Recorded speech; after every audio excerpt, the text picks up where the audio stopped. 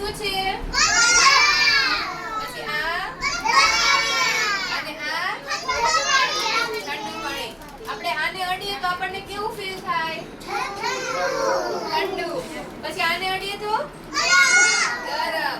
અને આને અડીએ તો ઠંડુ પાણી. હવે હું એમ કહું છું સેહન તો અહીંયા આડ હાથમાં આમ હાથ કર, આમ ફરી જા મારી બાજુમાં. હવે આ આડું છે. હવે આ 2 મિનિટ રાખશે તો આ બરફ શું થશે? ઓગળી જશે. આ બરફ ઠંડો છે એટલે બરફ ઓગળી જશે. બરાબર? હા, બસ તું બેઠી જા.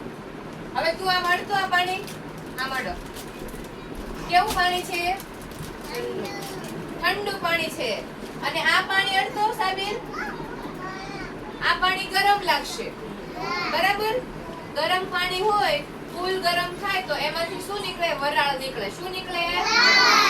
ઈ વરાળથી આપણે ધુમાડો જે નીકળે ને ગરમ ફૂલ ગરમ થઈ જાય એટલે એ ગરમ પાણીમાં થાય. સમજાણું? અને બરફ હોય એને આપણે ઓગાળી નાખીએ તો એનું ઠંડુ પાણી થઈ જાય.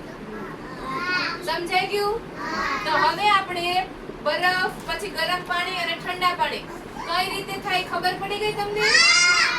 ફાઇનલી